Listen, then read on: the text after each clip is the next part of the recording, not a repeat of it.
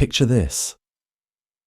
Behind the silk screens of a palace in medieval Japan, a young woman trembles as she's led into a chamber where shadows dance against paper walls. The year is 1590, and she has just become property of the most powerful man in Japan. But what awaits her inside isn't just political alliance or ceremonial duty. It's something far more sinister. A practice so disturbing that even hardened samurai warriors would whisper about it, in hushed tones, behind closed doors. The woman's name was Matsuko, and she was about to discover why the concubines of Toyotomi Hideyoshi lived in constant terror. Not from the threat of war or political intrigue, but from the twisted appetites of a man who held absolute power over life and death. What happened to her that night would become part of a hidden history that Japan's ruling class desperately wanted buried forever. Before we dive into these forbidden chapters of Japanese history, if you're fascinated by the dark truths hidden beneath the surface of ancient civilizations, consider hitting that like button and subscribing for more content that exposes what textbooks won't tell you. And please let me know in the comments where you're watching from. It's incredible that we can explore these buried secrets together from across the globe, connected by our shared curiosity about humanity's darkest impulses. The practices I'm about to reveal weren't anomalies or isolated incidents.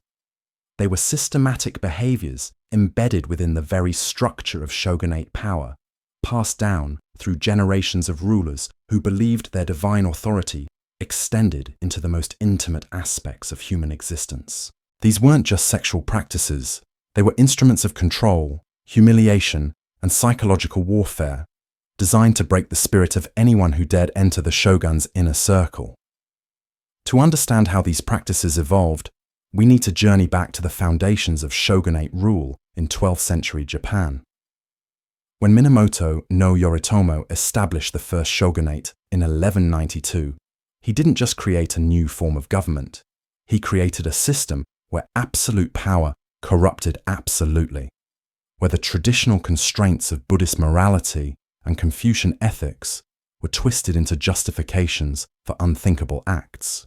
The early shoguns inherited a warrior culture that already viewed women as spoils of war, but they elevated this concept to horrifying new heights. In their minds, sexual dominance wasn't just personal gratification. It was a demonstration of cosmic authority, a way to prove their divine right to rule over every aspect of their subjects' existence. The Hojo regents who controlled the shogunate during the Kamakura period developed what they called the ritual of absolute submission. This wasn't merely about physical conquest. It was a carefully orchestrated psychological campaign designed to destroy the identity of anyone brought into their private chambers. The process began long before any physical contact occurred. Selected women, often daughters of defeated enemies or tribute from vassal lords, would be isolated in special quarters within the shogun's compound. For weeks, sometimes months, they were subjected to a systematic program of mental conditioning. They were forbidden to speak unless directly addressed, forced to practice elaborate rituals of self-abasement, and constantly reminded that their lives belonged entirely to their master. But the psychological preparation was just the beginning. The shoguns of this era believed that true power could only be demonstrated through the complete breaking of another person's will. They developed techniques that combined elements of Zen meditation practices with sadistic creativity, creating experiences that were as much spiritual violation as physical assault. The chambers where these acts took place were designed with meticulous attention to psychological impact. Every element, from the positioning of candles to the arrangement of religious artifacts, was calculated to reinforce the victim's helplessness while amplifying the shogun's sense of divine authority. Mirrors were strategically placed to force witnesses to observe their own degradation, while Buddhist statues looked down in silent judgment. One of the most documented practitioners of these methods was Hojo Tokiyori, who ruled as regent from 1246 to 1256. Contemporary accounts, written in carefully coded language by court observers, describe rituals that lasted for days at a time. These weren't spontaneous acts of cruelty, but elaborate ceremonies with specific protocols and religious justifications. Tokiori believed that by completely dominating another human being in the most intimate way possible, he was demonstrating his worthiness to channel divine power. He required his victims to recite Buddhist sutras during their ordeal, turning sacred texts into instruments of humiliation. The psychological impact of this religious violation often proved more devastating than any physical trauma. The practice evolved and intensified during the Ashikaga shogunate period, from 1338 to 1573. The Ashikaga shoguns, struggling to maintain authority during a time of constant warfare and political instability, used sexual domination as a tool to assert their relevance in an increasingly chaotic world. When they couldn't control their enemies on the battlefield, they exercised absolute control in their private chambers. Ashikaga Yoshimitsu, who ruled from 1368 to 1394, established what became known as the flower arrangement tradition. This innocuous name concealed a practice of stunning cruelty, where young women were arranged in specific positions and forced to remain motionless for hours, while being subjected to various forms of abuse. The arrangement changed according to the shogun's mood and the season, with different configurations representing different levels of humiliation. The victims of these arrangements weren't just random selections. They were carefully chosen based on complex criteria that included family lineage, physical appearance, and psychological profile. Court scholars actually developed detailed classifications of personality types and their expected responses to different forms of treatment, turning human suffering into an academic exercise. What makes these practices particularly chilling is how they were integrated into the broader culture of the shogunate court. Other nobles were expected to witness certain ceremonies as proof of their loyalty to the shogun. Refusing to attend or showing any sign of disapproval could result in exile or death. This created a system where the entire ruling class became complicit in these acts, bound together by shared guilt and mutual surveillance. The documentation of these practices exists in coded court records, personal diaries of foreign observers, and Buddhist temple archives where victims sometimes sought refuge. Portuguese missionaries who arrived in Japan during the 16th century wrote detailed accounts of what they witnessed, though their reports were often dismissed by European audiences as exaggerations designed to justify Christian missionary work. But perhaps the most disturbing aspect of these practices was how they were passed down through generations like family traditions. Young shoguns were initiated into these behaviors by their predecessors, taught to view them not as cruelty, but as necessary demonstrations of authority. The psychological conditioning that created victims also created perpetrators, ensuring the cycle continued across centuries. The arrival of Oda Nobunaga in the late 16th century marked a new evolution in these dark traditions. Nobunaga, known for his innovative military tactics and brutal suppression of Buddhist monasteries, brought a level of systematic cruelty to these practices that shocked even his contemporaries. He established formal schools where techniques were taught and refined, treating human degradation as a martial art to be perfected. Under Nobunaga's influence, what had been individual acts of cruelty became institutionalized programs with detailed manuals and specialized instructors.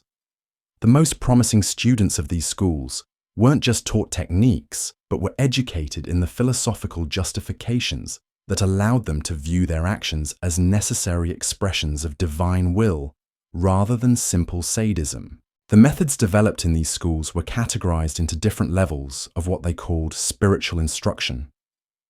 The first level involved psychological conditioning that could last for months, where victims were gradually stripped of their individual identity through a combination of isolation, ritual humiliation, and forced participation in ceremonies that violated their deepest beliefs and values. The second level introduced physical elements designed not just to cause pain, but to create lasting psychological associations between suffering and submission. Practitioners were taught to read subtle changes in their victims' expressions, breathing patterns, and body language, using this information to calibrate their actions for maximum psychological impact. The third and most advanced level involved what the instructors called soul-breaking, a process where victims were pushed beyond their capacity to maintain any sense of self-preservation or dignity. The goal wasn't simply compliance, but the complete erasure of the person's pre-existing identity, creating what was essentially a living shell programmed to respond only to their master's will. When Toyotomi Hideyoshi rose to power in the 1580s, he inherited these traditions, but added his own innovations, born from his background as a peasant who had clawed his way to the pinnacle of Japanese society. Unlike previous shoguns who were born into power, Hideyoshi felt a constant need to prove his legitimacy through increasingly extreme demonstrations of authority. Hideyoshi established what he called the Garden of Submission, a compound within his palace complex specifically designed for these activities. The architecture itself was a form of psychological warfare, with rooms that gradually decreased in size as victims moved deeper into the complex, creating a physical manifestation of their shrinking world and diminishing humanity.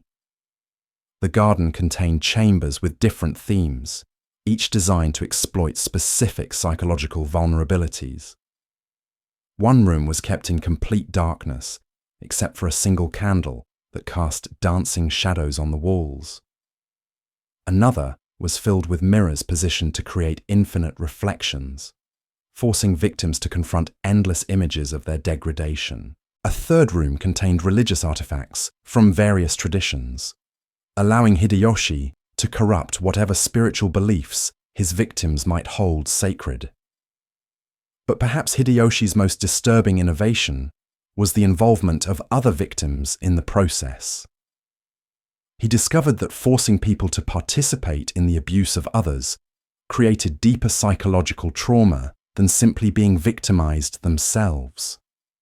This technique turned victims against each other, while simultaneously making them complicit in the system that oppressed them. The selection process for Hideyoshi's garden was elaborate and cruel.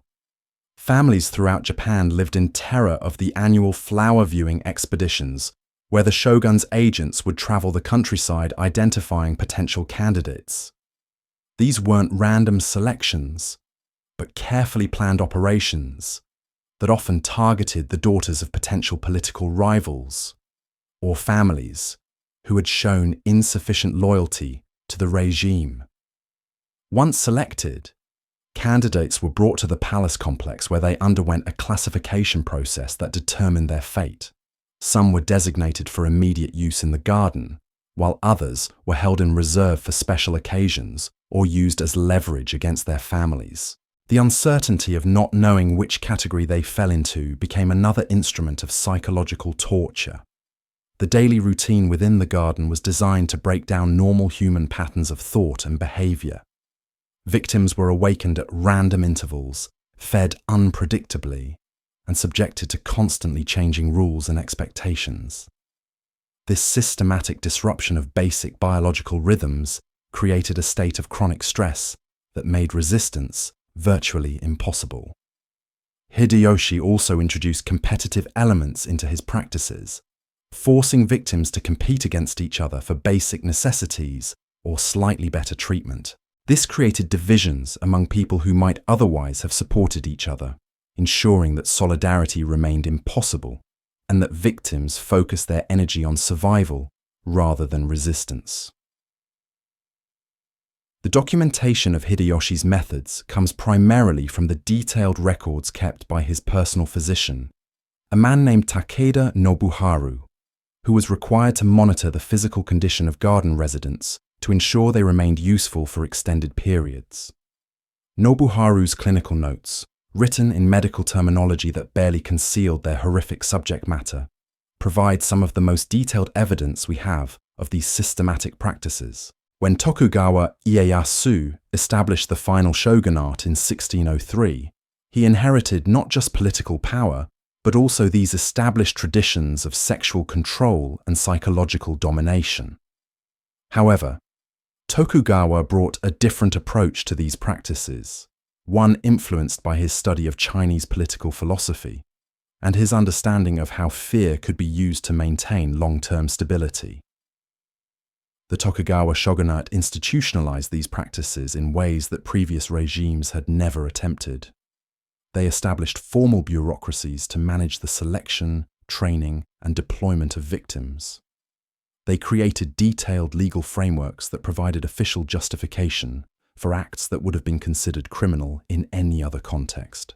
Most chillingly, they integrated these practices into the broader system of social control that defined Tokugawa-era Japan. Under the Tokugawa system, the threat of being selected for the shogun's personal use became a tool for controlling entire populations. Families throughout Japan modified their behavior, their political affiliations, and even their religious practices based on the fear that attracting negative attention might result in their daughters being summoned to Edo Castle. The psychological impact of these practices extended far beyond their immediate victims. Entire communities lived under the shadow of this threat, creating a culture of fear and submission that permeated every level of Japanese society. The knowledge that absolute power included the right to sexual domination became a fundamental assumption that shaped social relationships throughout the shogunate period. The Tokugawa system created what historians now recognize as one of the most comprehensive programs of sexual terrorism ever implemented by a ruling class. The third Tokugawa shogun, Iemitsu, who ruled from 1623 to 1651, refined these inherited practices into what he called the way of absolute knowing. This wasn't merely about physical domination, but about achieving what he believed was complete understanding of human nature through the systematic destruction of human dignity. Iemitsu established specialized compounds throughout Japan where local daimyo were required to send tribute in the form of carefully selected individuals who met specific criteria. These criteria were detailed in secret documents that circulated among the ruling class, creating a standardized system for identifying and procuring victims across the entire archipelago. The compounds operated according to strict protocols developed over generations of refinement. New arrivals underwent what was termed purification, a process that began with the systematic removal of all personal possessions, clothing, and identifying marks. This wasn't simply about nakedness, but about erasing every connection to their former identity, forcing them to exist purely as objects defined by their captor's will. These systematic practices of sexual terrorism continued for over 6 centuries, shaping the very soul of Japanese society in ways that echo even today. The shoguns didn't just rule through military might or political cunning. They weaponized human intimacy itself, turning the most vulnerable aspects of human existence into instruments of absolute control. The shadows cast by these practices stretched far beyond palace walls, creating a culture where power meant the right to destroy another person's humanity. Understanding this hidden history reminds us that absolute authority, unchecked by moral constraints, inevitably leads to absolute corruption. The screams that once echoed through those chambers may have faded into history, but their lessons about the nature of unchecked power remain as relevant today as they were centuries ago in the darkest corners of feudal Japan.